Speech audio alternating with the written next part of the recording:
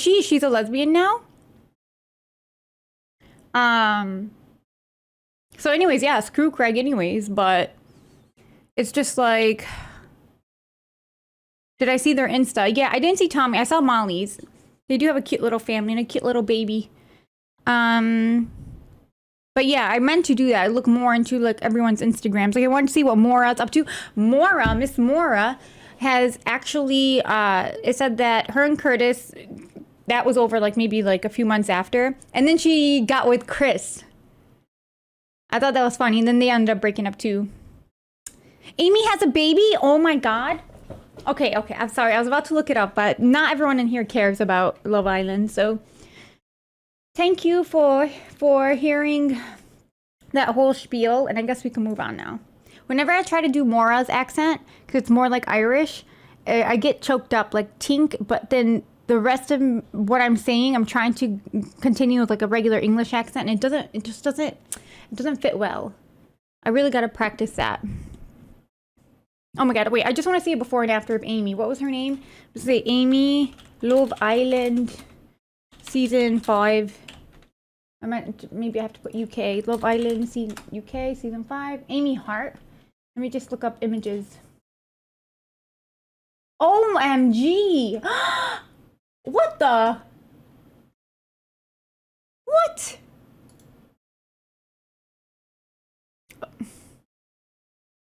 Hold the phone. Look at her. Wow.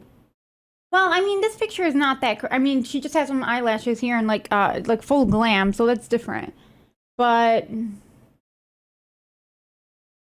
yeah, I mean, I guess she doesn't look that different, you guys. This just looks like a filtered photo. Oh my god, rip.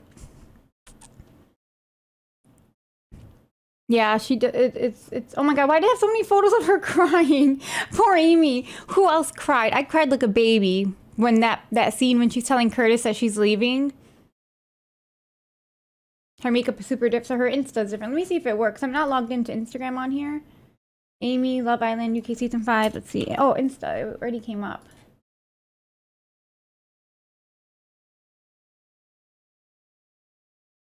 Usually Insta, you have to be logged in to even look at any. Oh my god, her baby is so cute. This is her. It doesn't let me open the photo. Oh, no, you guys, she looks the same. What were you guys talking about? Oh my god, she's so cute. Her and her little baby. I wonder what Curtis is up to these days. Anyways. Now to the serious stuff. Hi, Shimmery Sun. Yeah, I'm happy for her. I'm glad she found happiness, and you know she probably looks back now and is glad she didn't end up with Curtis. I'm married to Curtis. We dance every night. I wonder if Curtis is still dancing.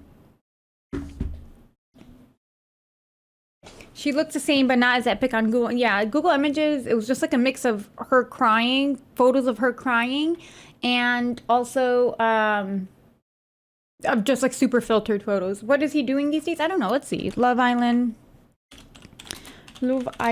season 5 UK. Where are they now? Where are they now? Oh, this is the one I saw. Okay. Hi, Mrs. Sweet Potato. So Amber, our queen, she was devastated when Michael came back. Yeah. Oh my god, I want to see what Michael's up to. But anyways, oh my god, she's so pretty. Oh, I love the caption here. Your favorite headache. Why is my camera so dark all of a sudden? I don't know. Wait, so it doesn't say what she's up to now. I don't know. Greg, who cares? Things fell apart shortly after leaving the show. Yeah, this is where I read it. That Greg dumped Amber by text. And then he completed his law degree. Let me swap this because I'm not liking R. Maybe let me put this here. And then this one can go here. Okay. Do I like... Okay. Molly May, we already know what she's up to. So cute, so lovely. Tommy, beautiful, beautiful couple. The, the tension between me and getting a Christmas belly is high. It's such a Tommy thing to say. Ovi.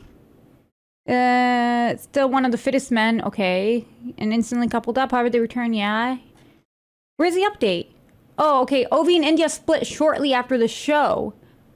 Or is she just there for the money? Anyways. Oh my god, Anna. I miss her. Oh my god, whoa. I think she looks so much prettier as a brunette. This is like really nice too, of course.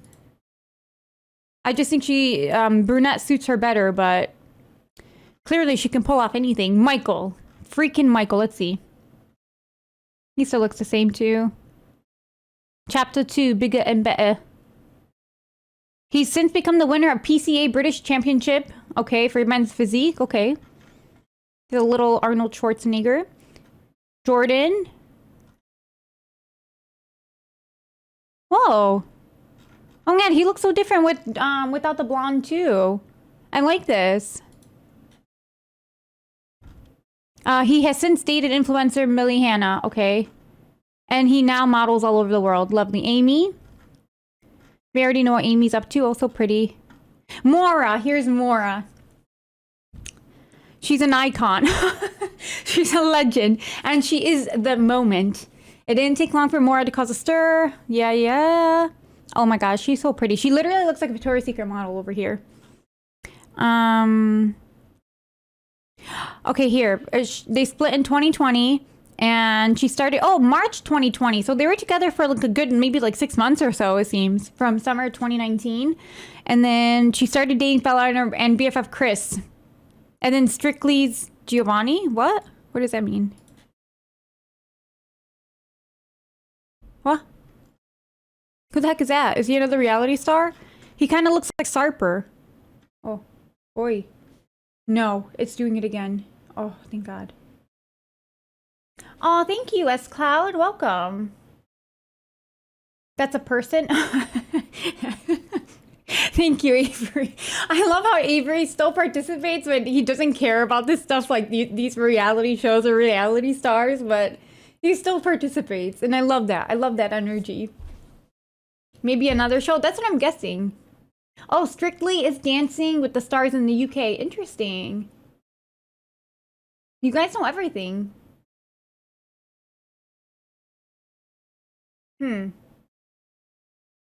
Okay. Anyways, should we carry on then? So we are going to be watching... That was a nice little sidetrack down Love Island. Okay, this is called Mysterious Murders and Kidnappings. The Paul John Knowles Case. FBI Files Movie of the Week. So what I like about this one, I started it just for a few minutes just to see, like, is this something we want to see? Oh my god, also Nintendo! Gloucestershire, I don't know how to say it, but also a 5-stream streak. You guys, that is so awesome. Thank you. Oh, yeah, so what I like about this, I only saw it for a few minutes. I don't know if it's going to be like this the whole way through, but it seemed like an 80s kind of documentary about this case. And it kind of reminded me of I Don't Like Mondays. What was it called? Or is it just I Don't Like Mondays? Yeah, I Don't Like Mondays. What was the one about Brenda Spencer? But, oh, Valerie, thank you so much for the subby. Gloucestershire. Gloucestershire. Thank you, guys. How did you all know that? What does that mean? Nintendo Gloucestershire. Gloucestershire. And Betty, also 5-stream streak. Thank you, guys. Oh, we have a region in Ottawa named that, and it's pronounced Gloucester. Okay, that makes sense. Thank you too. Thank you. Hi, it's like I've been here with my streak. Yeah, I don't know, girl. Where's the receipt? I'm totally kidding. I could of course vouch for Lex. She's here all the time. Oh, I Don't Like Mondays. Yeah, so that's what it was called. Thanks, Catrice. And I just like how it was kind of like an old school documentary, not like one of the newer styles. And I don't know why. I kind of just like those ones more, the style of those. So, let's check it out. I don't know if any of you guys are familiar with this case. Paul John Knowles. Deanie Dabs! Thank you so much for this, subby! Okay. And Daikaiju Drifter. Thank you so much. 5 stream streak. This is so nice. Thanks, Beard and Chair. We're happy to have you too. I don't know why my camera just keeps going so dark. We're kind of like the vibes of this lighting though. Okay.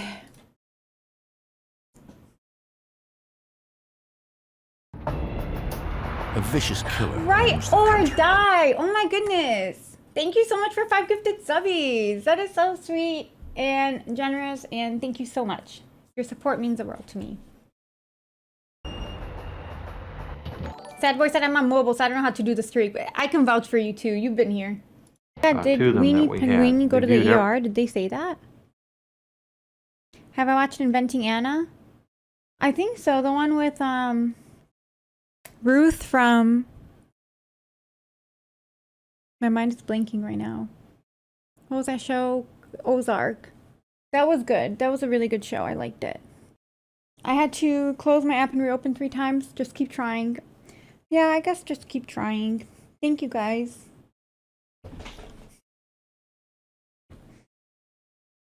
I didn't shop. This is my 17th month being subscribed. Have I been streaming for that long? Oh my god, that's amazing. Oh my god, Stream Elements just said I'm now live. Don't know what's up with that. You're worth the trouble, Lena. Oh my god, thank you, Beard and Chair. That's sweet. What was I gonna do? Oh, the next one of this. That's so crazy. I didn't know that, I thought they're gonna crack the case in just this one. But I guess not. Where's the next one? Where's part 2?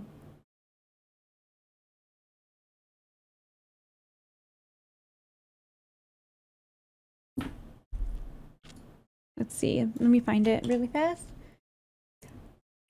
Welcome, Kristari. Welcome to Twitch. How are you liking it so far?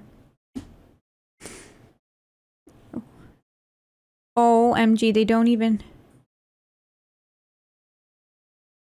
finish it. There's no part 2. There's like other documentaries on this guy, but I guess they call him the Casanova killer. These other documentaries about him.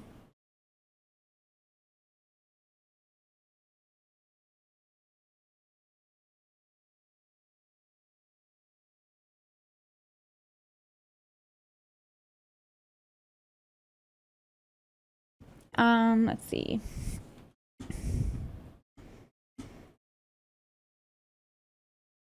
I don't want to start over though. I guess we can just watch like this. And they say he's more brutal than Ted Bundy.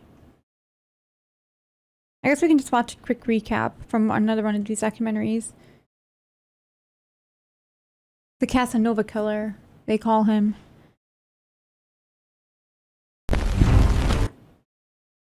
Hi, OF maybe. Or OF maybe. Okay. This is just called Serial Killer Paul John Knowles. The Casanova killer. What do they mean by that?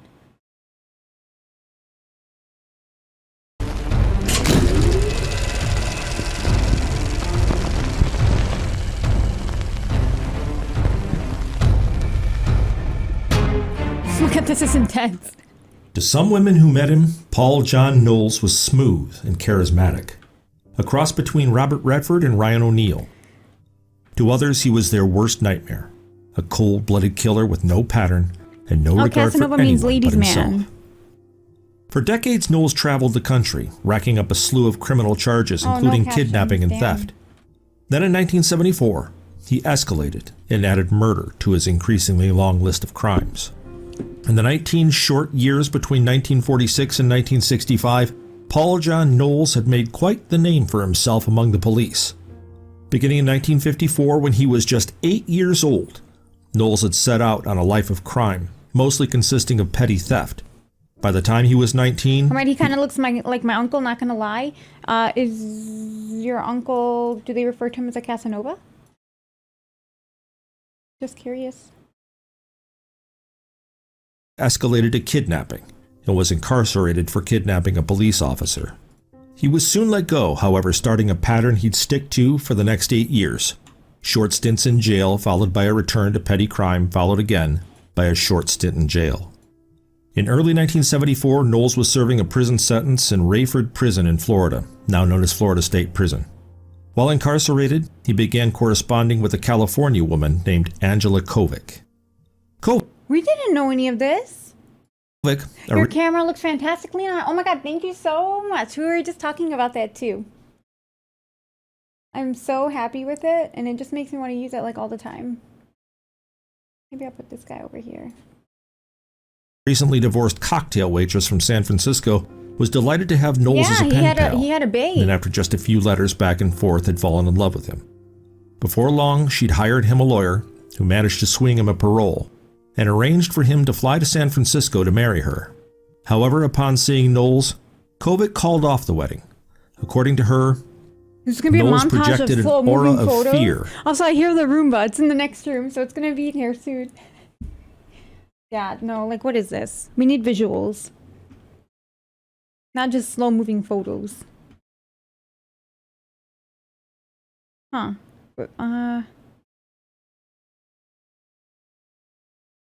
Okay, how about this, though? When a killer vlogs his murders. This is something totally different from Explore With Us. Alright, so how do you feel, Kayleen? It's gonna be really eerie. We haven't done the part that I'm not looking forward to. My husband's great. He really is. He's very respectful to me. I mean, he spoils me. He takes care of me. I'm getting pretty close to that time. This is what I gotta do. I don't even question it anymore. At this point, I don't know what's gonna happen. I may get caught right away. I mean, I could basically be dead in 2 weeks or 3 weeks. I don't know. It's all in the chance at this point. Hey guys. Nice, look at all that smoke. Oh my gosh. Though his family didn't yet know it, something was off with Peter Keller. It's weird how they put like this Explore With Us thing on it, the watermark. I feel like it might be because, like, I mean, like, they don't own this footage, but I feel like because they went through the trouble of obtaining it, and that's why they do that. What follows is found footage that just might be some of the most disturbing recordings ever filmed. Documented like a YouTube video, the video diaries Peter created provide a rare glimpse into the mind of a killer and document how something that may have begun as an innocent hobby ultimately manifested as unbelievable cruelty. It's coming. Here, I don't know if you guys hear it. It's here. The Roomba's coming in my room and it looks so cute. It's so cute. It's like it watches every step before it moves. Oh my god, I love her. I love her so much. I need to show it to you guys. I wish I could.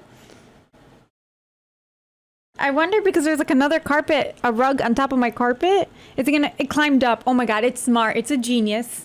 Now we have to sit still though. Yeah, pick up your feet, Jack. I want to show her to you guys, but I'm not supposed to move. It's right by my foot. This is so strange. What a strange phenomenon. Oh my god, it's so smart. It doesn't crash into any of the furniture. What a delicate queen. Pet it? I can't move. It likes me. I love it so much. Let me see if this foot. Can you guys see it here? Oh, it's not pointing to the floor. I guess I can move like this though a little bit.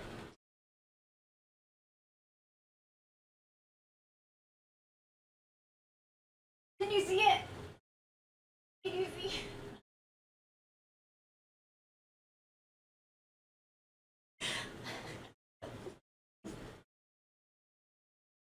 Okay, when it comes back, I'll go again. Oh my god, it's so cute. Where were we?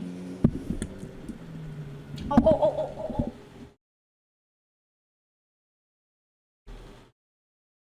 There she goes. There she goes again.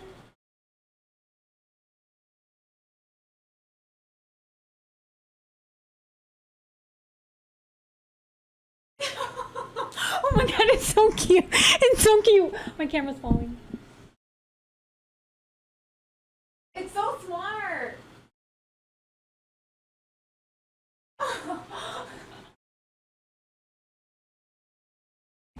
Isn't this the cutest thing ever? I love her. It's like having an IRL droid, right? Did I already do the whole room? Well, it's in the bathroom now. But I think it just didn't get the other side of the bed, but it did the most of the room so far. I love it. Oh, here she comes. Here she comes. Look. She's so cute. Should we just watch her for a minute? Oi. Oh, see, she's gentle. She's a gentle queen. You didn't even hear it tap the mirror. Oh my god. What a time to be alive. What do we name her? I don't know. Oh my god, I love her. I love her. She needs eyes? I think that little hand she's putting out, that's kind of like eyes itself. You go, girl.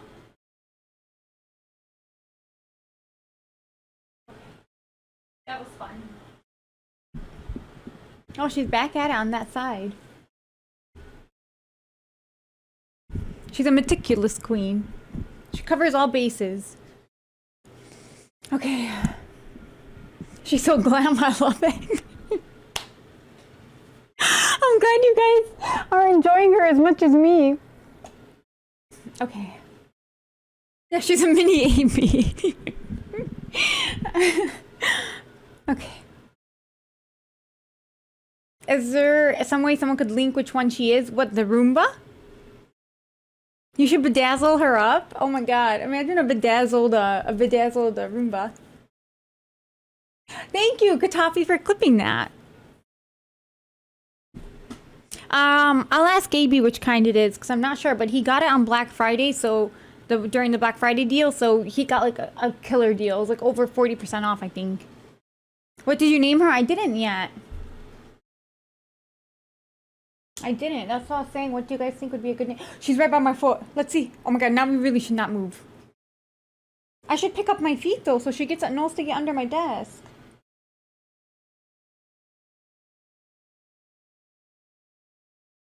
I'm putting my hands. I said I'd put my feet up and I'm putting my hands up. Okay. Let's do this. Just joined. Did you get a pet? Yeah, it's a Roomba. And it's so cute. And it's so smart. Okay, bye. Okay, you guys don't have to sit still anymore. She left. Don't shoot. The majority of the following footage has never been seen before. It has been analyzed by a licensed professional counselor. I guess that's Okay. Looks like everything's working. Just checking the camera out. Since it's the first time watching myself. I hate watching myself. So, man, that's the way other people see me. So, it's gonna take some getting used to. Not used to talking into a camera. Let's see, so here you can look at the trail. Okay, I think There's that's not much of a trail. We're back. I try to keep it as hidden as I Back to can. normal. So other people. Oh, Dust Killer? You guys are so smart. Wait, she's having some trouble. Do you hear her crashing? Wait, she's crashing into something. She's stuck under the chair. Should I get her? Oh, yeah, look. She's so strong. Oh my god, she got stuck on the chairs. I mean the legs of the chair, and she just went up it like that.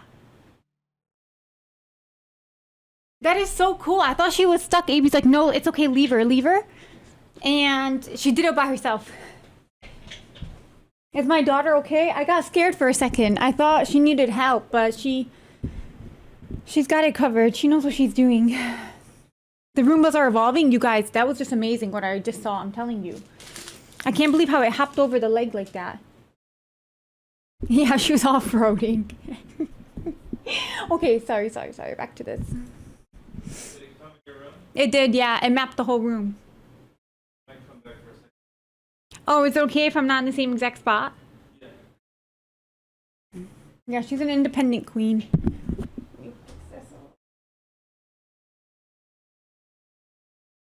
I have to scoot closer in, I guess.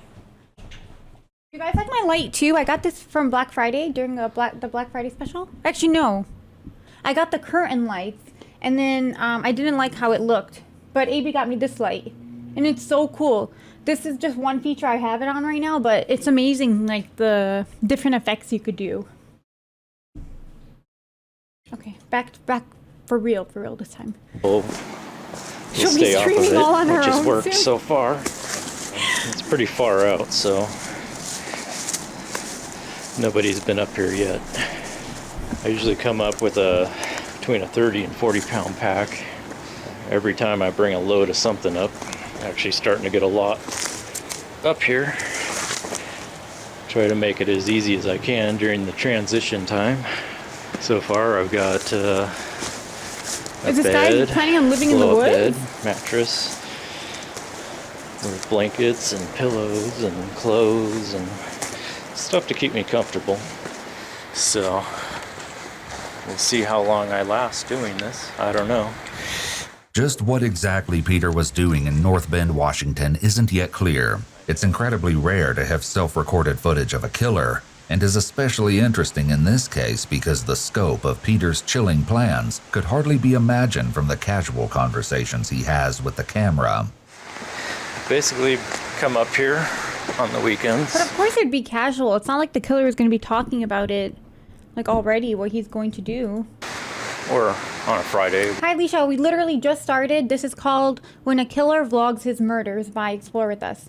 Weekday, whenever the weather permits, or depending on what I'm doing, at least once a week. And I tend to stay up here for about, well, with travel time, probably around 9 hours a day, or each time, which is a long time. When he wasn't traversing the wilderness with his camera and dog, 41-year-old Peter was also a father and a husband. Hey, Dad. Okay, I got this face. Because you guys won't let me take that many pictures. His kid vlogs He and his wife too? Lynette had an 18-year-old daughter named Kayleen, and the three appeared to be a normal, happy family. How does someone just appear to be normal for like 18 years of your life and then you find out, oh, your dad decided to start killing? Are you videotaping? When you're 41 and vlogging, stop. Well, I mean, if Casey Neistat can do it, but then again, he's not Casey. I just do a lot of videotape and then I just cut all the junk out. However, Peter's mysterious project in the woods would eventually take a terrible toll on his day-to-day life. Kayleen Keller.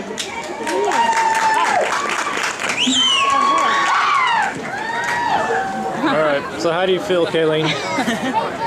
No more high school, yay! Feel different? No? You don't feel different? You got a new life ahead of you. No more freaking school. Oh, high school. Did that feel like that for anybody? Like being done with school? It was just.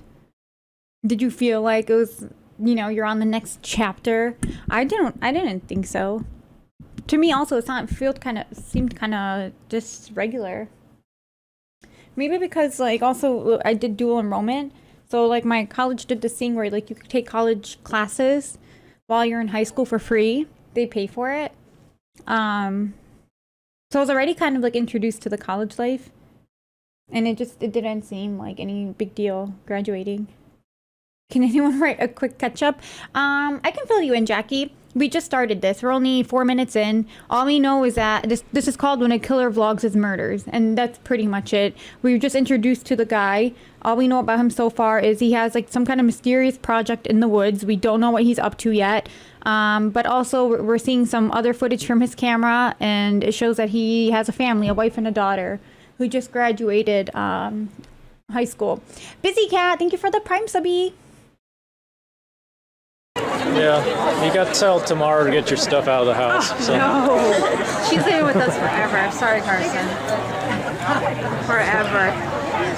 Kayleen graduated high school just a few months after her father started recording his video diaries, and was on track to start at Bellevue College in the fall. In addition to her interest in environmental preservation and gaming technology, she also appears to have shared her father's interest in cameras and dabbled in the hobby of videotaping as well.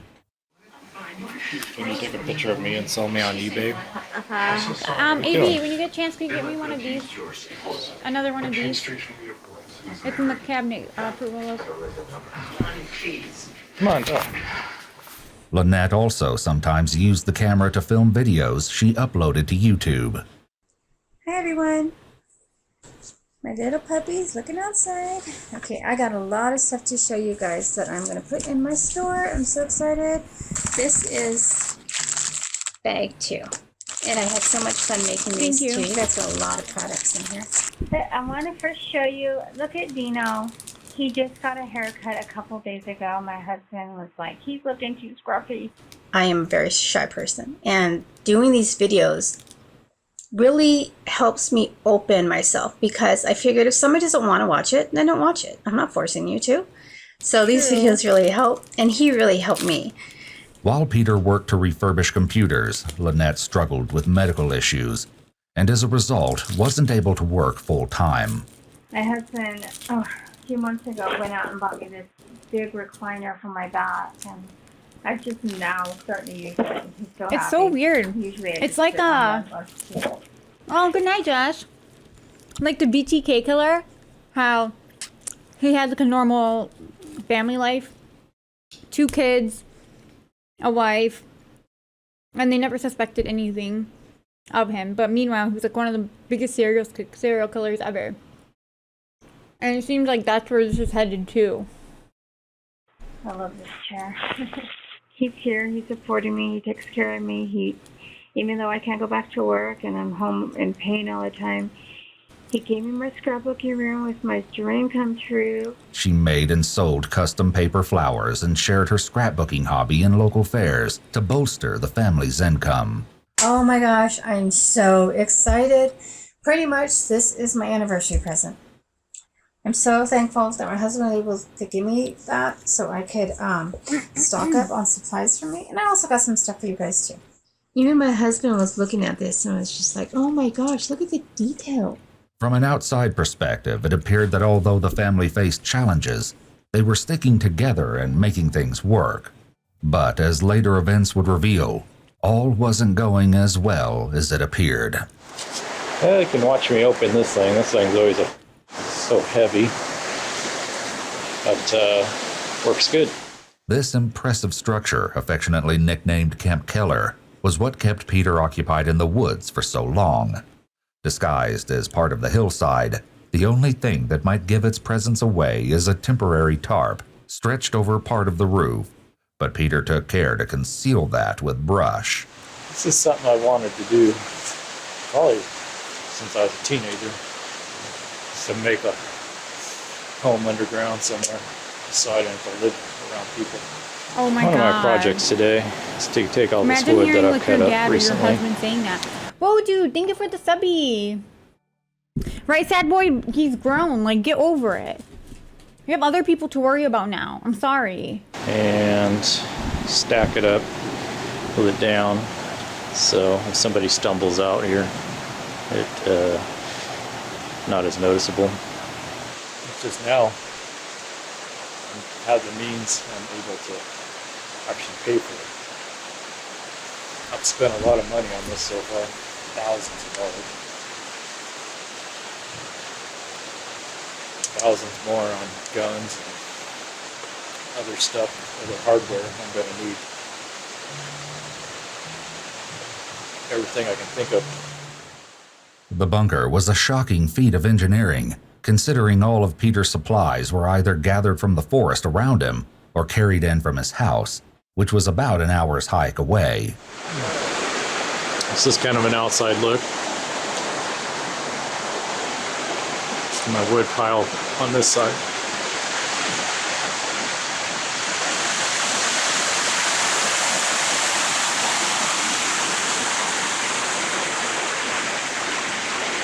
In addition to the tools and materials he needed to build the bunker, Peter carried a significant amount of food, drinks, and creature comforts into the camp. He brought enough to set up a kitchenette, complete with an emergency vodka stash. Okay, but like his wife is sick at home and has medical issues, and he's doing this whole ass side project? And she probably thinks he's just out working. The entire complex was powered with a generator, which Peter somehow managed to bring up the Hi, mountain. creative kid. He even went Emergency vodka. What does that mean? out of his way to engineer a wood-burning stove made out of an inverted metal garbage can. He rigged a chimney to funnel the smoke up and out of the residence. This smoke would ultimately provide a valuable clue as to the camp's location. Other highlights of Peter's stash include multiple 5-gallon buckets, which could not have been easy to move, heavy-duty chains, and a hacksaw. But as impressive as the wilderness construction may be, the question remains as to why Peter built it in the first place. Oh my god, he really made it like underground. That is so scary. That's that big ass hole he was digging. I thought he was like just preparing a hole to dump bodies, but he literally made it like an underground hideout. I'm getting knocked back every time financially. My wife is just gonna suck all the money out that I have. And I'm so excited because I can actually afford these deals. My husband, he gave me some money to go in here, so I'm like so excited. All right, I'm getting oh my ready. god, that is so sad. She's thinking she has such a thoughtful, generous, caring husband, but it's the opposite. To move one of these big beams in. This thing is pretty heavy. It's soaked with water, which makes them very heavy. Makes it a real.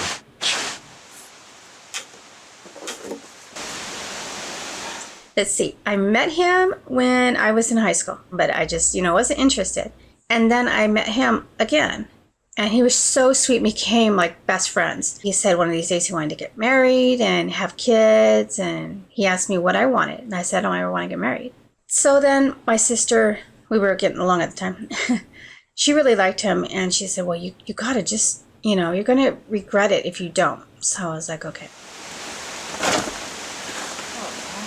Al's sister gave her bad advice. Worst advice of her life, probably. Then 3 months later, he started talking to me about marriage. And I was like, dude, I told you I don't want to get married. Stop pressuring me. We've only officially been together for 3 months. He actually started within a month. And I was just like, no, you got to stop. Exa said, this is why I don't give people more than one chance. Good so point. Finally, little over 3 months. Not everyone deserves second chances. Yes, me mirror. I was like, of course I'll marry you. And I grabbed the ring and put it on my finger. I was just so excited. Jesus Christ, God damn it. That's my story of my husband, who is my husband, who's the love of my life. At this point, I don't know what's going to happen. I may get caught right away. I mean, I could basically be dead in 2 weeks or 3 weeks. I don't know. It's all up to chance at this point. So I don't think anyone knows where I'm at. But if they put it together, who knows? At this point, I have to take that chance. So it's just going to be a point of, go as far as I can. I do have my escape, and that's death. And I'm okay with that. So I'm getting to the point where just How trying awful. to He has a family and live everything. and pay bills and live as a civilian and go to work. He's a great guy. He you know, he stuck around with me. I'm you know, some guys are kind of leave when you get that, you know, it's part of your vows. But anyways, I don't want to get on to that. It just freaks me out. It's actually more comfortable for me to I know, so think messed about up. living out here. The contrast between their perspectives. Robbing banks, pharmacies, just taking what I want for as long as I can. At least it'll be exciting. It won't be boring. And I don't have to worry about Lynette or Kayleen. And everything will be taken care of. It'll just be me. Peter's complaints are all too common, but could indicate the presence of major depressive disorder. Additionally, Peter is doing a lot of fidgeting in this video, signifying that despite what he's saying out loud, his thoughts might be giving him a lot of anxiety. Perhaps this stems from the fact that, as some of Peter's cryptic comments hint, there's a much darker aspect to his fantasy than he lets on. Well, I wanted to get a video log in because we haven't done part that I'm not looking forward to. I'm getting pretty close to that time. I'm guessing probably a couple months away, maybe 3. So yeah, I know I can, once I do this, I could either die then, maybe something will happen, or a few days or weeks, or 1 sec, let me move this over.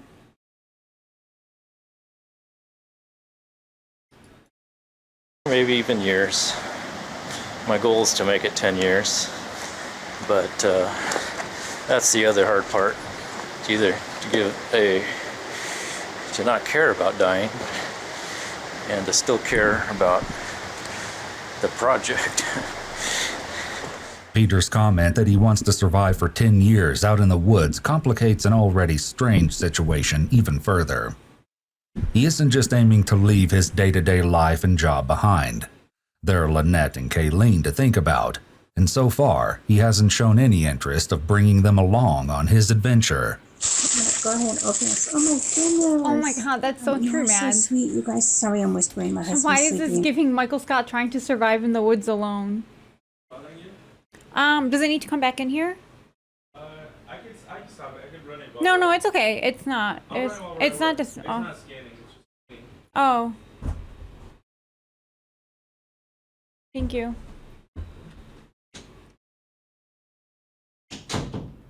And our little doggy's sleeping with him. Last time I was doing a video, I was talking too loud, and he woke up and came out here.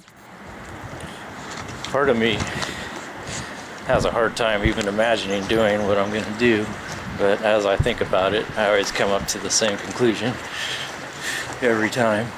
I'm starting to get more okay with it. Other times I feel like At I'm least more Michael than ready. Scott's entertaining. That's true. I've tried to make it in this world, and it just isn't happening. I'm 40 now, and I am running out of time. I don't even question it anymore. It just seems like everything makes so much sense now. You know, just the more I've thought about it, the more I understand it.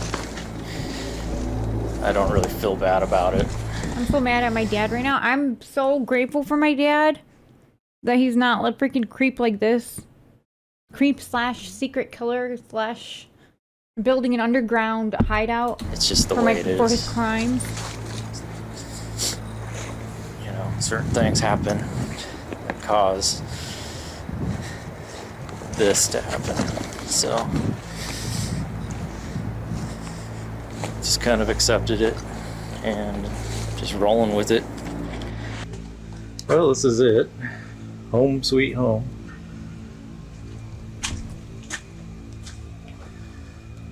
Got the lantern going so you can see a little bit. Shout out to Not a Lena's lot. dad. Do you love me?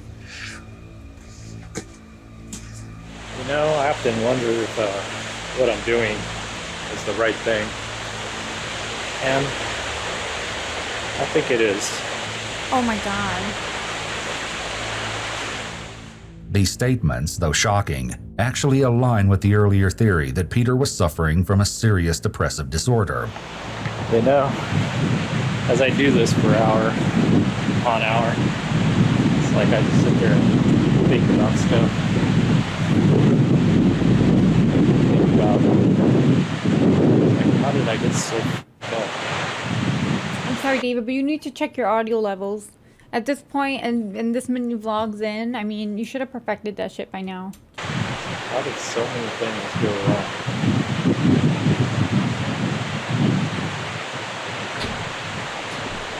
I don't think it's all my fault. I think it's more... Yes, shout out to the people without present dads. Or if your dad is gone. I'm so sorry. my upbringing, family life. I was just too ugly. Nobody cared.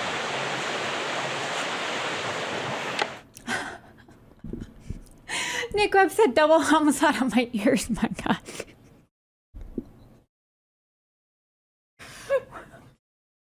That was a good one. Peter's recollection of feeling off also supports the depression theory, as it's common for symptoms to emerge during adolescence. Additionally, it's known that individuals with unresolved trauma can become stuck developmentally.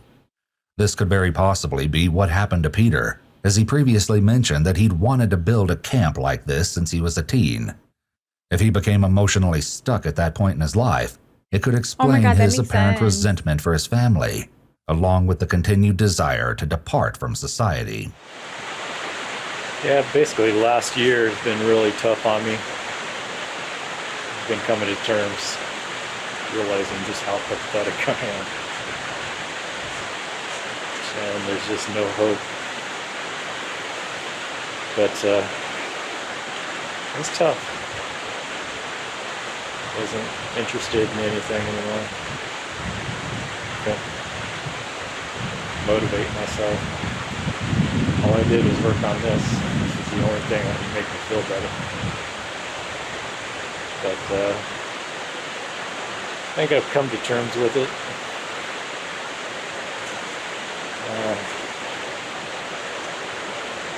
Starting to feel better now. I'm not quite sure why exactly. If it's just that I'm getting this further along, or maybe I've just come to terms with what I am, my situation, and kind of working through it. You know, I've tried. I always keep going back to the same person I am.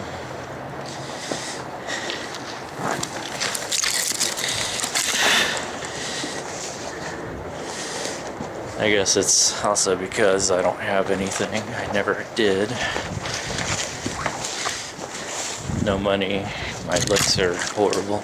My husband actually gave me some money, and I was going to go out and buy some of these, but I'm going to Oh my go buy God. ink instead. Oh my gosh. So awesome. Sorry, I'm trying. Also, what a loser, just blaming the world for his problems. Not to get too Doesn't excited. give you a right to 'cause be my angry with husband everyone and likes start to killing people. No Good night, personality. Jerry. See you next time. I mean, I'm okay with it. Yeah, I have no money. Meanwhile, his wife, he has money. My husband's buying me all this stuff to encourage my hobbies. It's just I understand Oh, nice. now Cheese? very clearly. We think alike. This is the only thing I have. It's just a single pick, but you know, we all add single pick. Sorry, my dog's being crazy.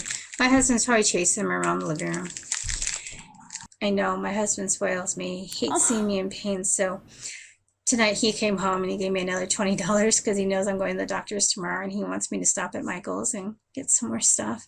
Is she being serious, though? Like, I mean, like, is she just trying to, like, put on this image of, like, a loving husband? Maybe he's not that way with her, and that's why she's just trying to give that kind of image? Or does he give her money, and then that makes him just, like, more upset that he's... I don't know. Yeah, she does sound serious and genuine. It's just so sad. Like, yeah, like the contrast between their perspectives. What is love bombing? Well, it's about 2 weeks before the end. This is going to be my last video, probably before till after that. That's terrible. I wanted to give some items for my mom and some other items, but I just want to show you this. Oh my god, you think the dog knows that Peter's up to no good? Psst, Dino. Psst. Sorry, my husband's home. Dino. Well, it's about 2 weeks. Oh my god, that should have like signaled something to her that something's up, right? My god, wow, dogs are so smart. What could it be detecting though? That he was in the woods or around, like, is he around, like, maybe just unusual chemicals or materials? Because that was so aggressive, the growling and then the barking. His energy, oh my god, dogs can sense energy like that? Oh my god, whoa. I didn't know that dogs were so... What's that word I'm looking for? What's that that girl from 90 Day Fiancé? Perceptive? Yeah, perceptive. Intuitive. What's that word? Oh my god. The girl from Kimberly from Dog Did a Vibe Check. That's funny, lady. That's true. Clairvoyant! Times Newman. I knew you would get it. Clairvoyant. Yeah, oh my god. Is that fitting to say that the dog is being clairvoyant? It's just so strange that I was barking at him like that. And like he hasn't even committed like any actual like killings yet. A form of clairvoyance. Okay, thanks, that boy. Weeks before I finally drop out of society and start this project. Aw, dogs are so smart. Before my aunt found out she had cancer, her dog would always be next to her, resting his head on her. Sorry. They make the best pets. The cute little puppy, right? So these are the items that are in there now. They're hard plastic. Stop. Well, it's about 2 weeks before we finally drop out of society, fully commit to this. This is probably going to be my last video till after that. Here we can see that Peter actually does retakes instead of being fully candid, like other videos suggest. This, along with the comments he's made about his appearance, seem to indicate that Peter cares deeply about how people view him. So he really is recording these for people to see. Retake suggests he's purposely curating how he appears to anyone who views these tapes. He wants to make the best possible impression. Again, this could tie back to major depressive disorder and childhood trauma. Teenagers often act as though they have what's known as an invisible audience, the idea that people are watching them all the time and judging their looks and actions. From what we see in the videos, Peter seems to still be acting like this at age 41. This type of behavior can also be found in individuals with narcissistic tendencies. The question of Peter's intentions would be one of the first mysteries police faced when they became involved in the situation on April 22, 2012. It was a quiet day in the mobile home park where the Keller family lived when, seemingly out of nowhere, several neighbors heard what they believed to be an explosion.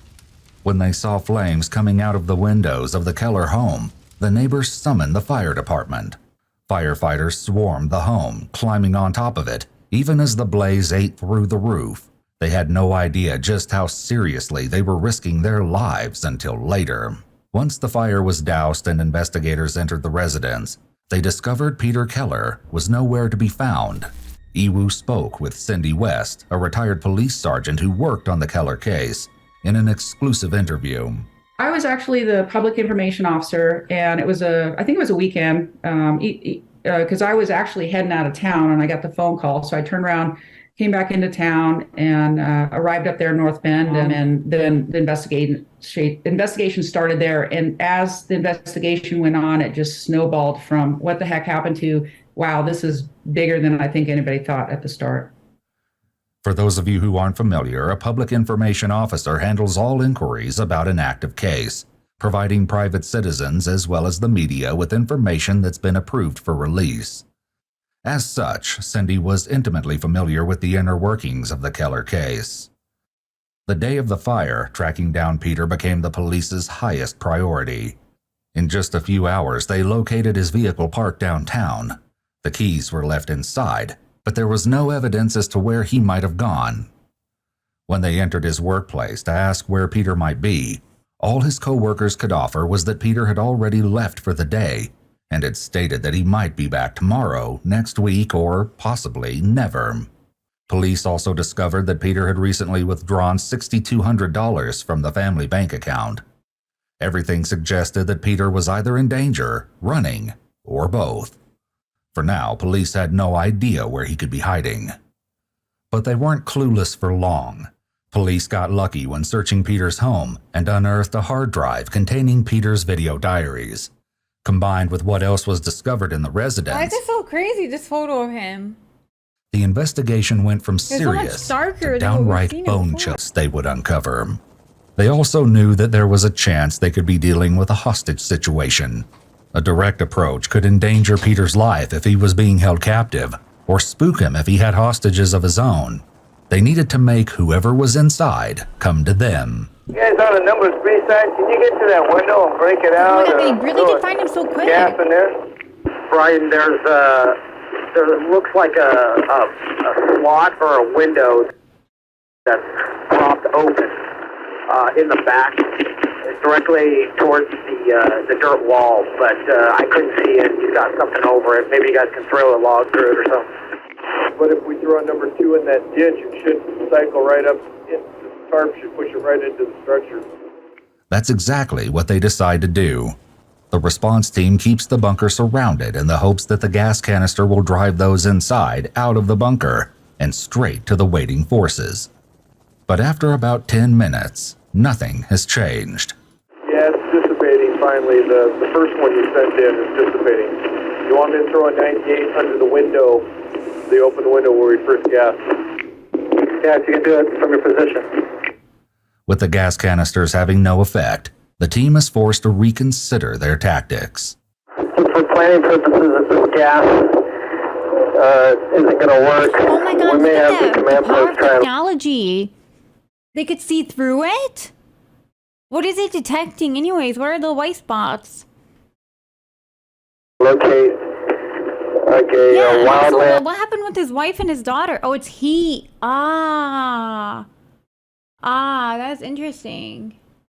Are his wife and daughter okay? What happened with the house fire? And fire pump and hose that can pump a large volume of Oh water my, look, into they this place. could see him and him moving. I think we could probably utilize this creek. We just need enough hose The dog is there too?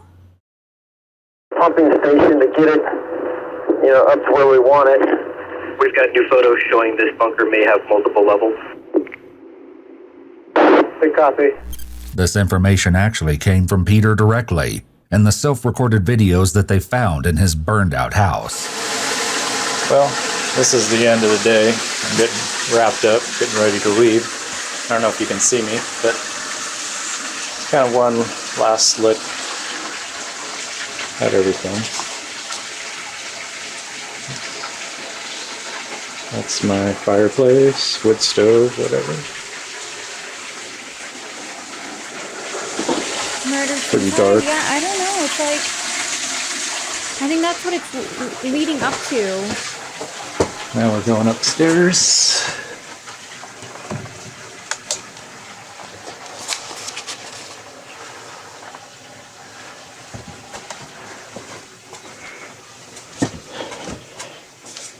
This is where most of my supplies are.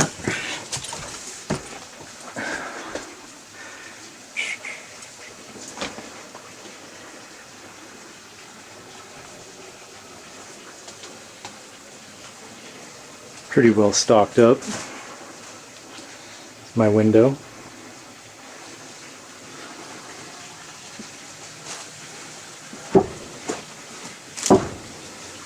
Looking down on the wood stove. What a dummy. I know he put so much time and effort into this project of his hideout, and they found him in like 2 seconds. Pretty much wraps it up for the day. Finally, police resorted to throwing a grenade towards the bunker. When even an actual explosion failed to get results, police knew that they would have to be the ones to approach. After a full day of besieging the bunker, they decided to break through the roof. You might be wondering why a house fire in... Are you doing okay? Did you go to the ER? Investigation demanded such an extensive response. As a matter of fact, it didn't. After assessing the situation, investigators concluded that they were dealing with arson, but that would all change when they made their way into the home and stumbled upon a disturbing discovery. The wife and... It wasn't a subtle attempt either. The remains of a red gas can were found melted onto the stove, where it had been placed in a skillet to heat up until it ignited. Police found several other gas cans throughout the residence, boxes of ammunition, and a homemade explosive device. Investigators could only assume it was meant to be triggered by the fire in order to destroy the house and everything inside. Had the fire team arrived just a few moments later, it could have gone off while they were on the roof, potentially costing them their lives. Police believed that this evidence was meant to be destroyed in the fire, along with the video diaries, but those items were hardly the most shocking thing they discovered. They're leading up to telling us what happened to the wife and daughter. Oh, there was an update from... Yeah, I'm waiting in the ER. Oh my god, I'm so sorry. Is your throat okay? I thought you were joking because... No. No. It's happening. Can you guys hear me? Can you... Are we still here? Yeah, you can hear me? You can see everything? Why did my Streamlabs... The whole bottom half is like gone. It's crashing. It's crashing.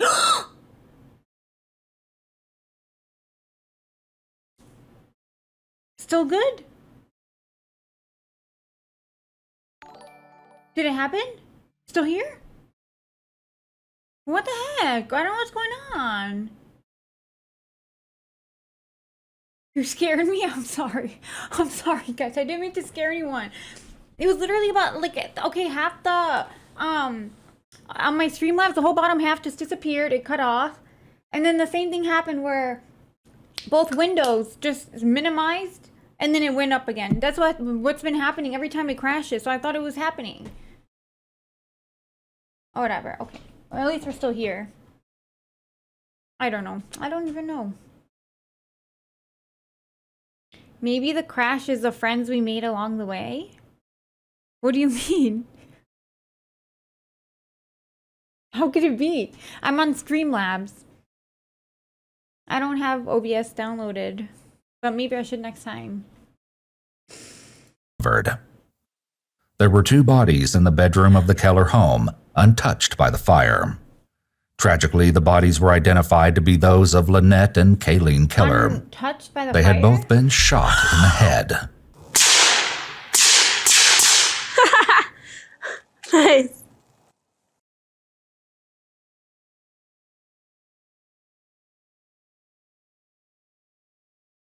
Oh my god, this is so much worse than what we were expecting.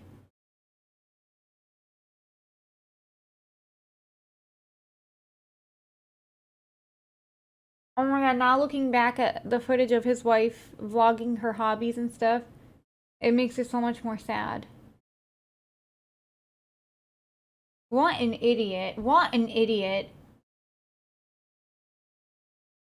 He was so dumb to even, like, too dumb to even carry it out correctly. The fire didn't go as planned. His hideout was immediately located. I mean, thank God it didn't work out, but what an idiot. It does. It makes the footage so much more tragic. And even like at his daughter's high school graduation, and they're like, "You don't feel any different?" She's like, "No, it's whatever." It's so sad. That's it. That's what her life was.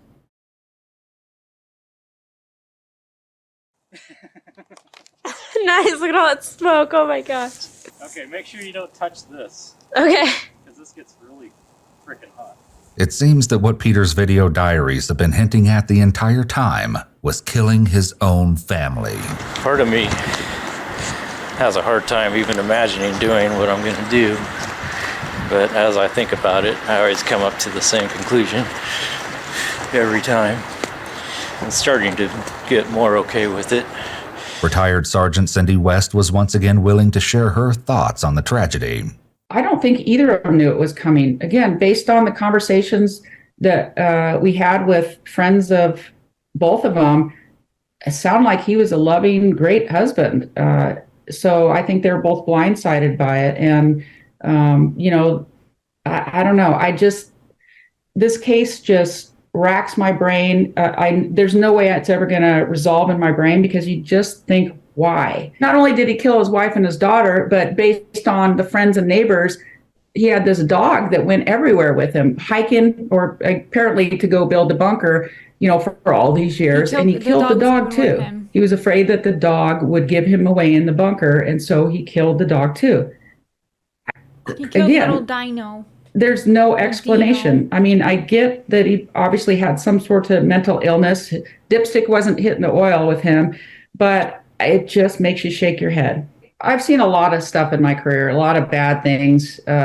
You just shake your head about, sometimes when things happen. But this case really, really got to me. Cindy shared with us what happened when police finally made entry into Camp Keller. And what they find inside the bunker is even more shocking than anyone expected. When our TAC 30, aka SWAT guys, discover the bunker, of course, they surround it and make sure everybody's safe, let everybody know what's going on before they hail to him. What does that mean? The lipstick isn't hitting the oil. What does that mean? I didn't get that. And hey, come on out with your hands up, yada, yada, all that. And it was just a short time after they initially tried to make contact with him that they... Oh, the dipstick wasn't hitting the oil. She's saying he isn't all there. Aw. The dipstick in your engine, Lena? I don't get that either. That doesn't help. I'm sorry, Katie. The dipstick isn't hitting the oil to start it. It's a car thing.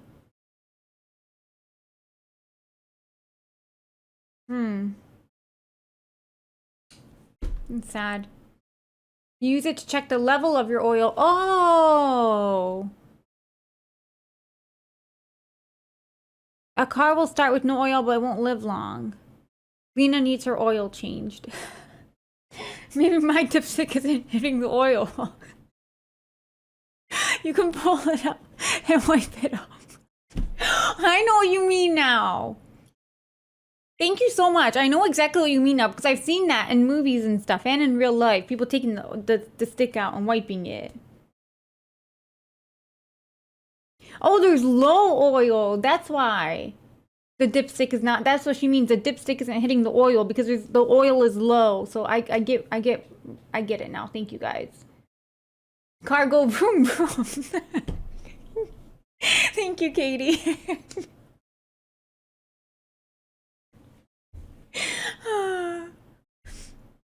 How do my wheels look? Are they scratched? No. My wheels are in perfect condition. Thank you very much. Heard a pop. So they didn't know, did he have an accidental discharge? Was it something? AB definitely makes sure his Jeep is on point. Oh my God, for sure. He always keeps it so nice and clean. Like even if I leave something in my car, like a napkin or something, he always clears it up for me, keeps it so nice and clean. Oh, I love that guy. Something else. They didn't know. When the walls of Camp Keller were finally breached, police discovered that Peter had stayed true to his word and ended his life when faced with capture. Soon after, the police surrounded his My old boss didn't know how you had to get oil changed in the car. Ground to a halt. Oh my God. And this was your boss that didn't know how to do this? You know what though? Actually, I like since through my job, I've learned so much, so many like important life lessons that I didn't normally do before. I didn't know how, and just like important life skills that I never had to do on my own before. And I'm so thankful for that. I would just be like, oh my God, how do people do this? And of course I wouldn't say like, oh, I don't know how to do that. I'll just like look it up or YouTube it or something. And I'm like, wow, that is so easy. I can't believe I've never done this myself. Hold. Perhaps this was Peter's only intention all along. He wanted to achieve this teenage fantasy of living out underground in the woods before he died. But he had no end game other than his own death. Well, the fact that he was found was significant. We were worried what he might do to somebody else. If he's, brazen enough to kill his wife and his daughter, then what's he going to do to somebody else? But I think there was a sense of relief that it was over, that he had been apprehended, not apprehended, but that he was finished with his crime spree, that nobody else got hurt. There was so much potential for injuries to citizens and all the officers involved that it was definitely a sense of relief. The camp was turned over to King County Department of Natural Resources, who eventually destroyed the bunker. Peter's cash hoard was donated to a memorial scholarship established in memory of Lynette and Kayleen. Look at this guy. 3 doors down so you can't ignore it. Hi, Grandma. Have you heard from Mom? Hunt you down like a turtle. Oh my God, what? Was he singing? Doors down so you can't ignore it. Hi, Grandma. Have you heard from... Hunt you down like a Tyrannosaurus. Right? Mom, there's like a part of me that knows I should feel bad, but I can't feel anything for it. I don't know what to do. I'm not gonna get a birthday or Christmas. I'm disowned by my entire family. Dude, I'm not even getting to work tomorrow. Wow. Awkward. Yesterday I was watching this movie called I See You. Have you guys seen it? It's so creepy. And it's so good. Wait, what? There's actually a reveal at the end of the video of it? Let's watch it. I was gonna, but it's an hour and 47 minutes. I wanted to though. This is called, can you guys hear me right now? Is everything good? Because the Window's doing the same thing again. It's, what? What's happening to me? You can still see me? It's crashing again.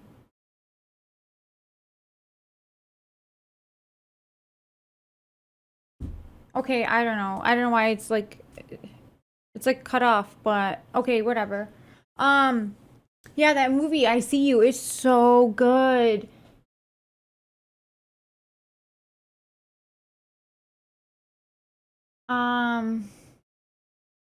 Don't freak out. It's so hard because the window's like half gone. I feel like it's gonna crash any second. But I'll pretend like everything's like completely fine. Oh, Talk to Me. I watched Talk to Me and it was so good. I loved it. But also I See You. I started that movie and it's really good. It's like, oh, I don't want to spoil it.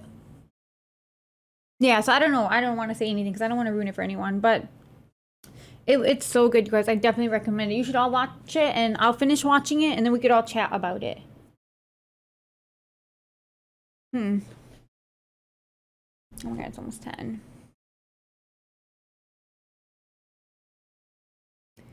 Sorry, one sec. I don't know. You guys still see me, right? It's like crashed for me, but whatever. We'll let you know if there's an F. I was gonna switch the window. I can't even. Well, I guess I could just swap between these right now because of my stream deck. But look, you can't even see the text on the screen. I mean, you got the chat on the screen. Should I close my Streamlabs and reopen? Yeah, next time. I'm gonna save this video so we can watch this next time. This looks like a good one. Let me save it. For a watch later. Okay, it was added.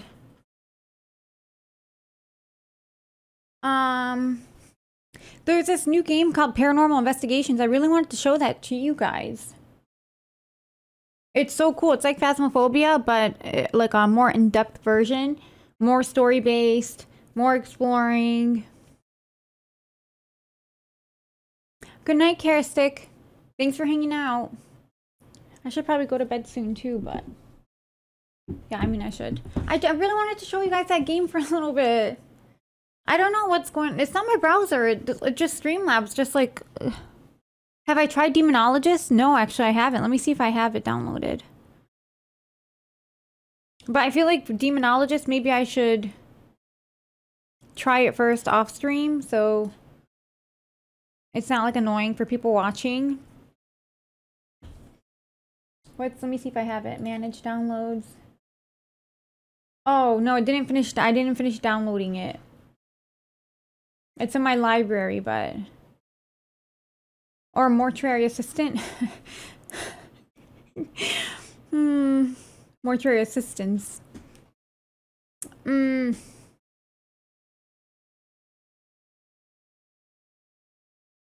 Yeah, this is so frustrating. I don't know what it is. Should I just close the browser and reopen, I guess? Streamlabs is like, so, okay, I'm gonna reopen. I'll be right back. Okay, I just unhid you guys. What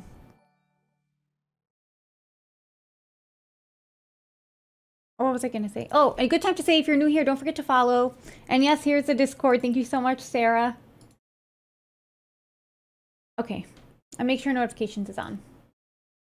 Let's find like a short, explore with us.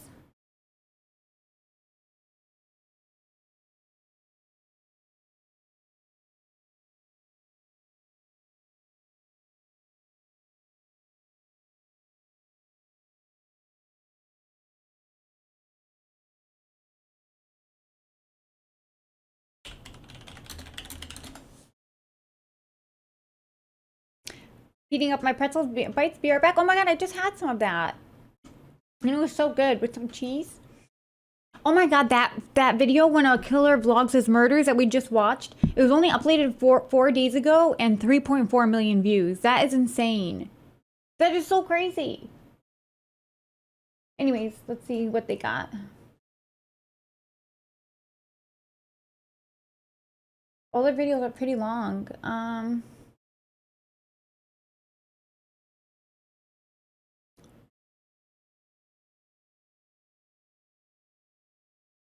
Oh, this is...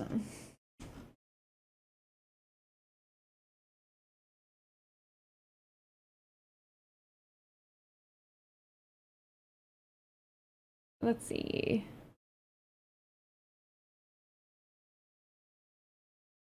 Growling? Oh my god, their thumbnail game is amazing.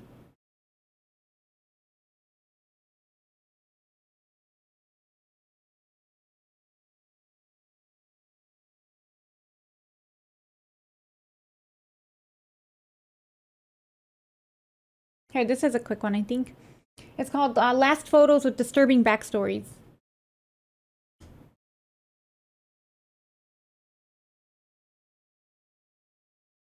Oh my god, this one is creepy. Brothers turned mass killers. The horrifying solved case of the Carr brothers.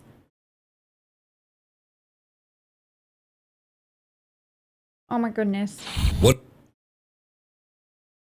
What's up, Ewu crew?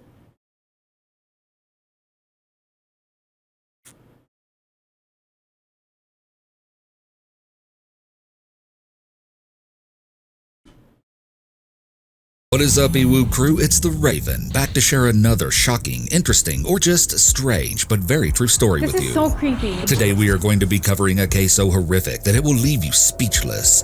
The notorious Wichita Massacre. I must warn you, this one is extremely disturbing.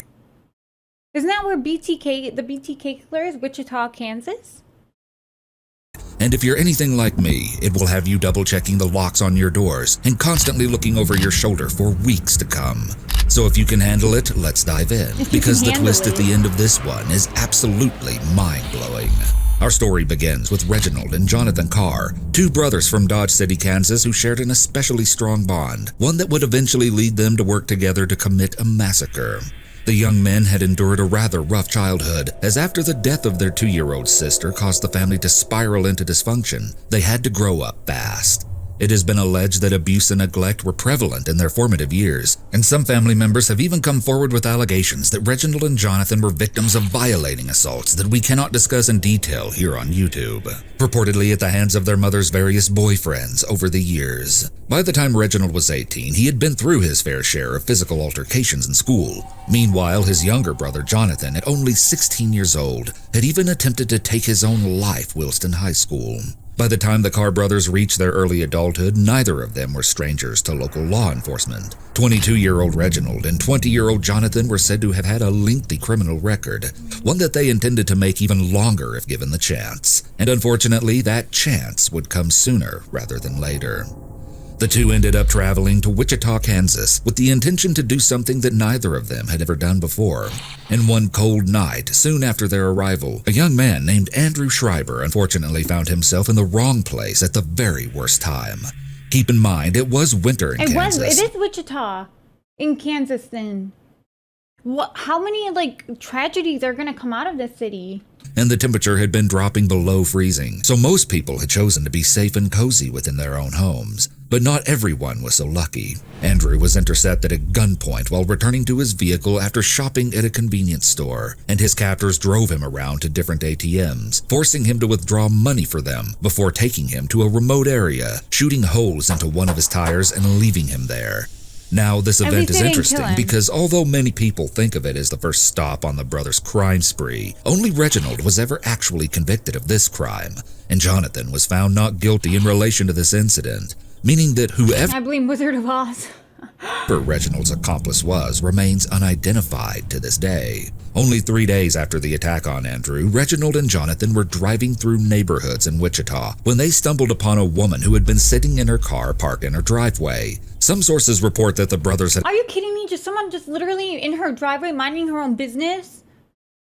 Actually intentionally followed her home. Either way, to the Carr brothers, she seemed like the perfect target, especially because the woman, Linda Ann Walenta, was 55 years old and wasn't much of a match for both of the men. Anne, a cellist and a librarian, was extremely startled when one of the brothers approached her vehicle seemingly out of nowhere and indicated to Anne that he needed help. Anne complied and rolled down her window to see what he needed. The second she did so, she found that the stranger's expression had changed completely, and he raised a gun to her eye level. Anne had been so startled by the sudden change of the situation that she instinctively went to start her already running SUV, causing the engine to sputter and grind. As she rushed to put the car in reverse in an attempt to escape. Oh my god, that happens if your car is already running and then you turn the ignition again, it does that? One of the brothers fired 3 shots into Anne. One of the bullets ended up severing her spine. Somehow, in her pain and confusion, Anne managed to pound on the horn of her car, getting the attention of her neighbor across the street, who called the police. Almost immediately, the Carr brothers fled. When officers arrived at the scene of the crime, Anne's attackers were nowhere to be found. Anne was quickly rushed to the hospital, where she was able to give a rather basic description of the 2 men who had ambushed her and the car that they had been driving in.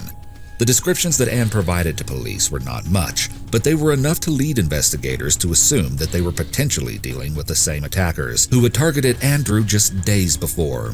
Unfortunately, the gunshot wounds that Anne had sustained proved to be fatal, and shortly after the incident occurred, Anne died. I wonder if the brothers were planning to rob Anne here, or if they were just killing for the sake of killing. It would soon become evident that these crimes brought them some sick sense of entertainment. But in 1,000 years, I couldn't have predicted how twisted their fantasies were about to get. Despite having just gone to a shocking new extreme, the Carr brothers were far from done. So they made another attempt at satiating their desire for violence. And at this time, it was far more gruesome than anyone could have imagined. If you were disturbed by sensitive and graphic discussions, this is your last chance to bow out before it gets truly dark. On Thursday, December 14th, 2000, a woman whose identity has been kept secret for her own protection and privacy, but is referred to as Holly G., had gone to spend the night at her boyfriend's home. Holly's boyfriend, Jason Beffert, was a science teacher and coach who lived with a few roommates, 27-year-old financial analyst Bradley Haka and 29-year-old priesthood student Aaron Sander. Together, the three young men coexisted and occasionally welcomed the company of their respective girlfriends. At the beginning of that fateful evening, Holly arrived at Jason's apartment with her pet schnauzer, Nikki, at approximately 8:30 p.m. Jason wasn't home yet, so his roommates let Holly into the apartment while she waited for him. Imagine being the parents and having two kids like this. What are the chances, like, for two of your kids to be so mentally disturbed? Holly went into Jason's room and proceeded to watch some television aimlessly, and as she was a teacher herself, she passed the time grading papers. Aaron's former girlfriend, Heather Muller, who was a church preschool teacher, arrived shortly after, and as the time passed throughout the evening, she found herself sleeping in Aaron's... Oh, that's so true. Never roll down a window for a stranger. You can talk to them through the closed window. I did this once with a particular sketchy character that approached me in a parking lot while waiting for friends. He was frustrated that I wouldn't roll down the window, but I told him I could hear him just fine, and he walked away. Oh my god, that is so creepy.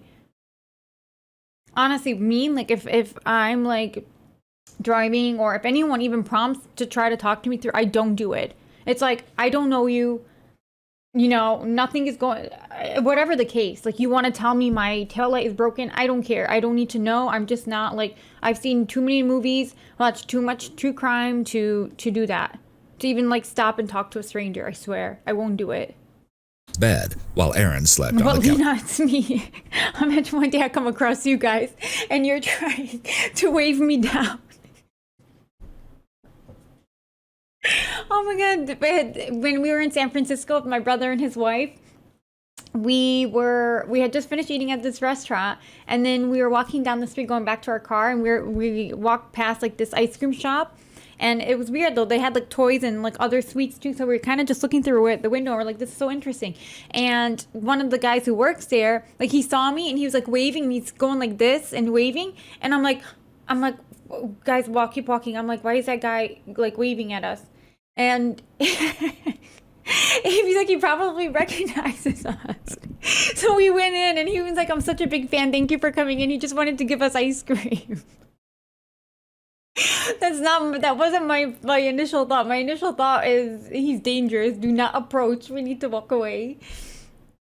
Downstairs. But I'm telling you, I'm so suspicious. You won't get me. I'm very suspicious of you guys. Slept in another room that was located in the basement. I mean. Just like when Jason finally arrived home, he locked up the unit before entering his bedroom and joined Lena when she sees us. Holly in his bed. As the silence of the night fell over the household, none could have prepared themselves for we the should kind have a of code so you know it's us. Oh my god, imagine. We could do like a bird caller or something. Unexpected horrors that laid ahead for them. Shortly after 11 p.m., the front porch light came on. Jason and Holly were still awake, and they waited in tense silence as they tried to determine what exactly had caused the light to activate. But before they could investigate further, the couple heard what sounded like muffled voices. Then, the muffled tones turned into full-blown shouting. To both Jason and Holly's surprise and horror as they laid in bed, a stranger managed to force open the door to the bedroom. Oh my god. The second after Holly's eyes focused on the stranger, he tore the sheets off of the bed, exposing the couple. Moments later, another tall man entered the room in a similar manner, dragging their friend Aaron in from the... Thank you so much for the subby. Real crime, yep, it's so for real. After the first mod episode, when I went to the grocery store, I had someone keep staring at me from afar, and I thought I was getting racismed. But then I noticed the teddy person asked if they saw me on the show, and they were just shy, and they waddled. Oh my god, aw. See, that's what I mean, though. You get girl like, why are you looking at me? The living room before tossing him onto the bed with Holly and Jason, and asking the three terrified individuals if anyone else was in the house. How freaking scary. You're just in bed at night, and you hear noises, and then they freaking break through the bedroom door. The time, both intruders were holding guns. Waddled, yeah, he said waddled over to them. Oh my god, that's so scary. Waddled. That means that he was like walking creepily to them. Strawbee, thank you for the prime subby. Despite their better judgment, Holly, Jason, and Aaron revealed to the intruders that Bradley was sleeping in the basement, while Heather was in one of the other bedrooms. The Carr brothers grabbed Bradley and Heather and brought them into Jason's room with the others. Once the entire household was in one place, the group quickly realized that they had no way to deal with these two armed men holding them captive. Reginald and Jonathan then No, ordered Madeline can be cute like a penguin, but not when these guys are doing it, these vicious killers. There's no way they were doing it cute like a penguin. everyone to take off all of their clothes and hand over any money that they had on them. They also complained that someone needed to shut up Holly's dog, or they would shoot it. For the next hour, the Carrs made it clear that they were no longer interested in money. They had something more sinister on their minds. Reginald and Jonathan forced the victims into Jason's bedroom closet. Then, in different groups, they would bring them out into the hall and make them sit near the household's bar and force them to engage in intercourse with one another. Someone urinated in the closet out of fear. Throughout the incident, the Carrs forced all of the men and Heather to engage in non-consensual intercourse with Holly. Aaron had recently become a divinity student and could not bring himself to do so, but he eventually complied after being hit hard in the back of the head. Eventually, the Carrs sent Holly back to the closet and replaced her with Heather, who underwent the same horrific treatment. Once the Carr brothers had forced the entirety of the group to partake in their plans, they proceeded to ask who of the victims had ATM cards. Reginald took the victims one by one to nearby ATMs in Jason's own pickup truck. He then forced them each to withdraw as much money as possible, ending up with around $2,000 total from all of the victims. While Reginald was away, Jonathan decided to take the situation into his own hands. Jonathan brought Holly out of the closet and proceeded to assault her as well. Once he was finished, he then did the same to Heather. After Holly's trip to the ATM, Reginald proceeded to assault her as well, before Jonathan again violated both young women. But Holly was the most scared when Reginald spoke one simple sentence: "Relax, I'm not going to kill you yet." Once they were satisfied, the Carr brothers ransacked the house and searched for valuables. As they did so, they came across an empty coffee can or a popcorn box. Seriously, this is like so disturbing. Detail is debated. Under Jason's bed, inside of the can or box, was an engagement ring. The men swung open the closet door and shouted, "Whose is this?" Jason weakly raised his hand, and the intruders asked him if it was the only one of its kind. With a sad, flat expression, Jason nodded, looked at Holly, and croaked, "That's for you. I was going to ask you to marry me." That's how Holly found out her boyfriend had planned to propose on Christmas Eve. Unfortunately for the couple, that ring would never end up on Holly's finger. About 3 hours after the hellish night had begun, the brothers led all of the victims outside into the yard. One by one, they were forced into 2 cars and taken on a short drive away from the house. Once both vehicles came to a stop, the Carr brothers forced everyone into an empty soccer field and told them to kneel. The most horrible feeling flooded over each of the friends as it dawned on them what was about to happen. "Oh my God, they're going to shoot us," Holly cried. One at a time, Reginald and Jonathan shot each of the victims before watching the young friends bleed out in the snow. The silence of the dark field interrupted only by each friend pleading for their lives, but to no avail. Holly was last, and after this final bullet was fired, the brothers kicked her limp body so it fell face down into the snow alongside the others. Then the Carr brothers ran over each of them with a truck before— What the hell? Oh my God.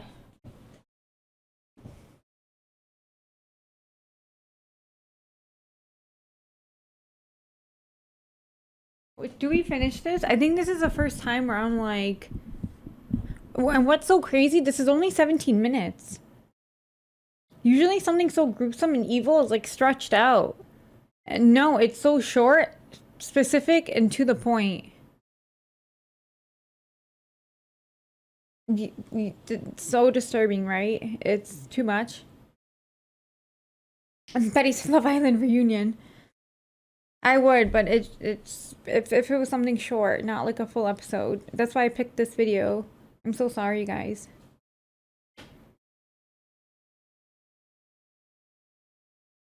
Thank you. Look how cute.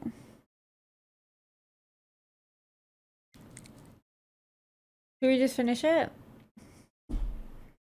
Yeah, I know. I hate it too. We just need to know the end. Okay. It's only fair. So you guys know what this is. Wait, Lena has a channel. Oh my God, I didn't know. I did, but this is different. I'm sorry, from what we see on Evie's channel. And this particular video is highly disturbing. So just a warning for anybody who hasn't seen everything leading up to this. But I'm just gonna finish it because I won't do that to you guys who started it. So if it's too much for you, it's okay, I understand. If you need to go. speeding off into the night. The scene was absolutely horrific, but despite the brutality of their actions, the Carr brothers had almost pulled off the perfect crime. Almost. This is where things get absolutely insane and almost unbelievable. Oh my God, why? Up to this point, it hasn't been absolutely insane and almost unbelievable. I feel like that was like the height, the peak of their cruelty. But that night, a real miracle took place. You see, once the attackers had driven away, a disoriented Holly realized that she had actually survived the attack. She had been shot in the back of the head, but the bullet itself had not killed her. Rather, she had played dead until she was sure that the brothers were not coming back anytime soon. But how in the world had she made it out of this dire situation alive? Seriously, well, it turns out she had a... It's good. Oh my God. Oh my God, look at this. That is seriously a miracle. Holly's unlikely survival was due to the fact that the bullet had struck a plastic barrette she wore in her hair, deflecting the killing blow. I find it so crazy to think about her putting that hair clip in the morning before, having no idea that it would end up saving her life. Oh my God. But still, Holly was far from out of the woods. She frantically checked her companions, rolling her boyfriend Jason over to find blood coming from one of his eyes. All she could do was take off her sweater, the only scrap of clothing she had left, and tie it around his head in a feeble attempt to stop the bleeding. Her bravery and ability to think clearly in such a traumatic situation is admirable, but it is heartbreaking to imagine how terrifying and Rich said, where do I buy one? You can get one on Amazon. devastatingly sad these moments must have been. She knew that the rest of her friends were either dead or in extremely critical condition, and even though she probably felt weaker and more drained than ever before, she knew the only option was to leave right away and get help. Barefoot and naked with a wound in her skull, Holly found the strength to get help. She ended up running more than a mile in the 17.6-degree weather, through snow, across a field and construction site, around a pond, and through the brush. Oh my God. Until she finally spotted a house that had white Christmas lights on in the distance. I always wonder, like, if I was in this situation, would I have been, like, as brave and strong as them? And sadly, I think no. I feel like I'm too scared to do this, but then again, I don't know. When you're in the actual situation, you become a different person, probably.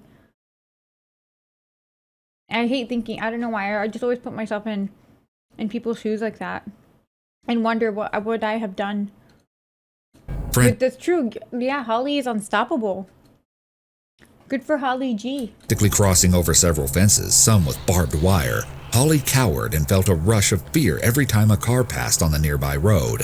She had no idea if any of those dark vehicles were the brothers coming back to finish the job, and so she would quickly lie down in the snow again and again to camouflage herself. But finally, she reached the residence. But also, what do they mean they almost pulled off the perfect crime? I don't think they would have gotten away with that. Especially with, like, assaulting the girls.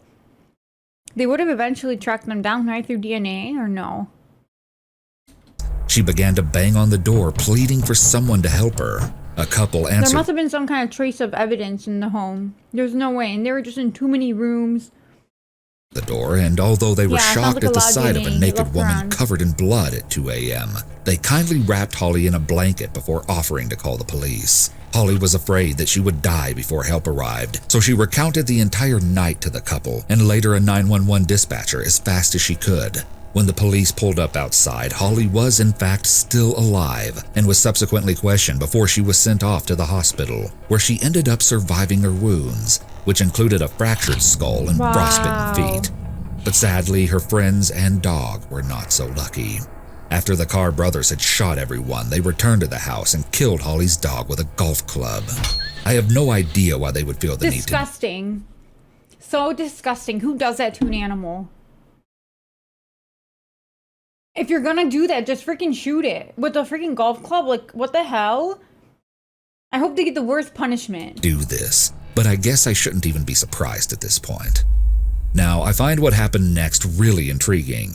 So law enforcement goes to the apartment where these atrocities had just occurred so they could secure the crime scene.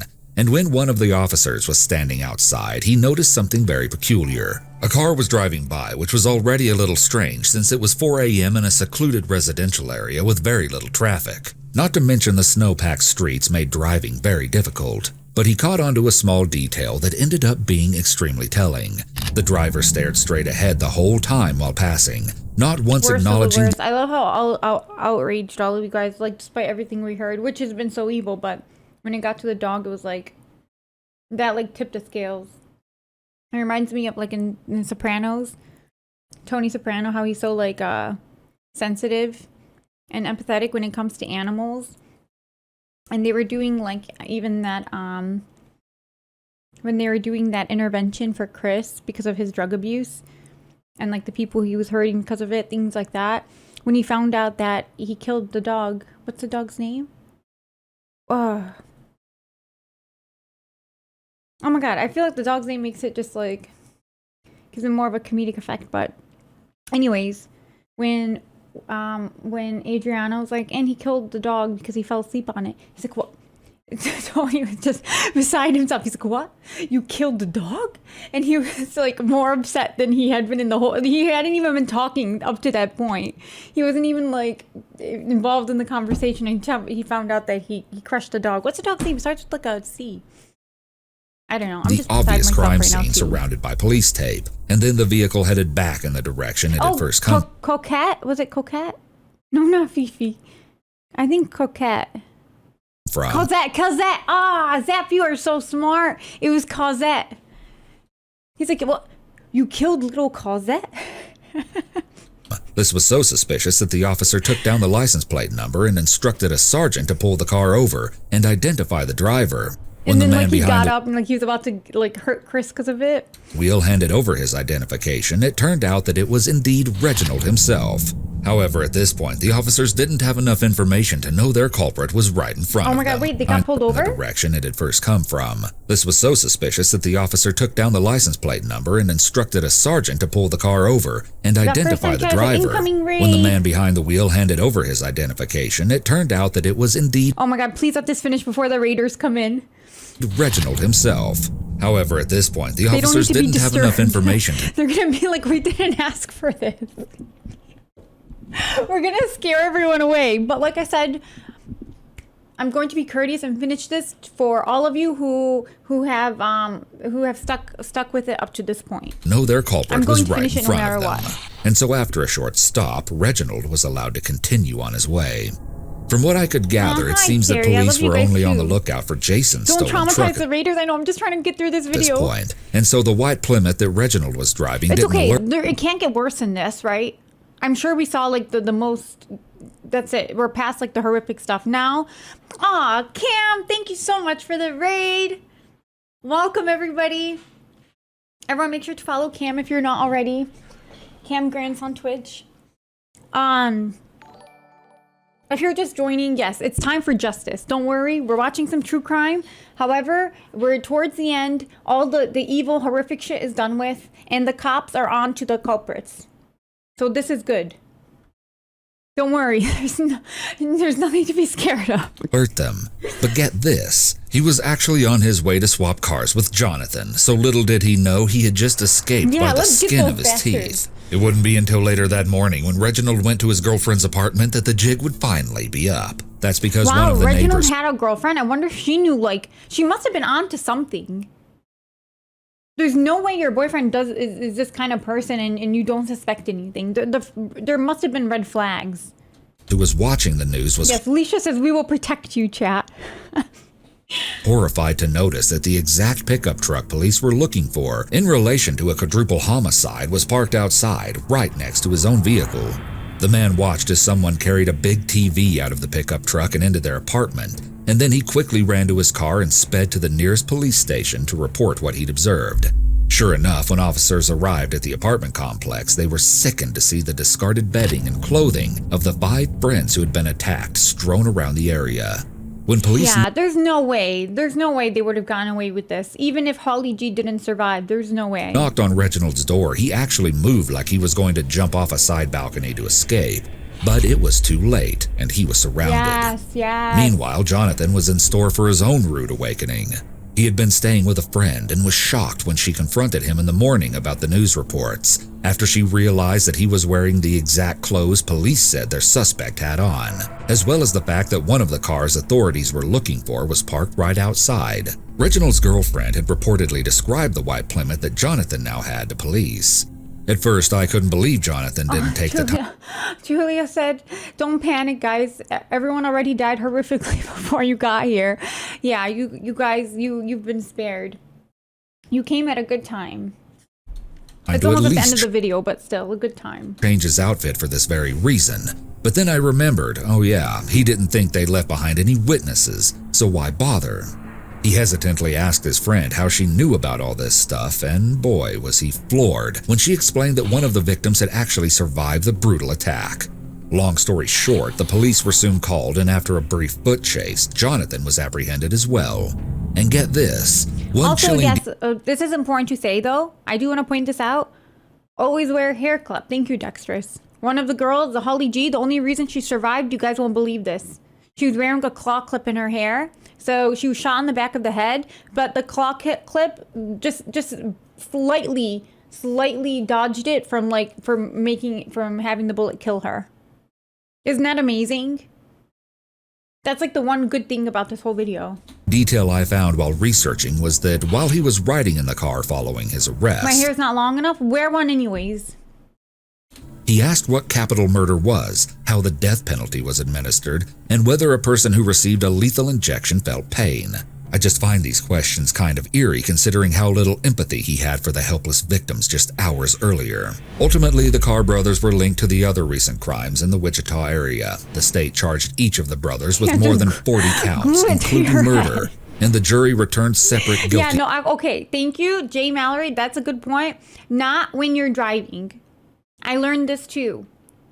I had once posted a TikTok where I had a claw clip on when I was driving, and people alerted me to the fact that you should not do that. It's super dangerous because if you do get into an accident, your head could hit back or whatever. Just the impact of the claw clip being on your head against the seat could be very dangerous. So not when you're driving. So if you're just hanging out in your boyfriend's house like Holly was, do it. Verdicts. As I mentioned earlier, both brothers were convicted when it came to the Ann Walenta shooting and the quadruple murder, but Jonathan ended up being acquitted of all counts related to the carjacking of Andrew Schreiber. In the end, they were both sentenced to death. Oh my god, I thought he was going to get away with the murder. Though their final sentence has been up in the air for years, as debates over the death penalty continue. On a slightly lighter note, reports say that during the trial, Holly and Andrew Schreiber comforted each other, and it is believed that the two eventually started a relationship and years later got married. And it is reports say that during the trial, Holly and Andrew Schreiber comforted each other, and it is believed that the two eventually started a relationship and years later got married. The Wichita Massacre is a terrifying story, one that forces all who hear it to wonder why the Carr brothers committed such heinous crimes. Oh, it's doing it. A former FBI agent summed it up best when he admitted, "We can't find the motivation other than evil." And perhaps that is all the motivation some folks need. Okay. Jesus. Who's Andrew? I think Andrew's just someone that his car he was carjacked by them. And so he testified against them, I guess, or reported the carjacking. Yeah, his car was stolen. Oh my god. It's just so crazy. Like, they had to have known they'd get caught at some point. Yeah, at least some good came from it. That is true. So yes, we have been streaming for quite some time now. I know that the stream time doesn't really show it, but that's because that's just because of it kept crashing, and you don't even want to know. Let's not even go down that road. However, you guys asked for a palate cleanser. I do need to go. I have some stuff I need to take care of, but it's only been an hour. Oh no! I think I started at like 6:30, right, or maybe 7. So at least like 3.5 hours. But anyways, so no palate cleanser. But let's raid Jasmine. Hold the phone. Just say goodnight. I mean, just say hello. Just say hello to her. She's so lovely, and you guys are gonna enjoy her stream. Her personality is infectious. You'll see. Go see for yourself. Okay, see you guys next time. Probably tomorrow and on EB stream, and then also Thursday. Come back Thursday for true crime. Okay, love you guys. Make sure to follow if you're not already. Okay, good night.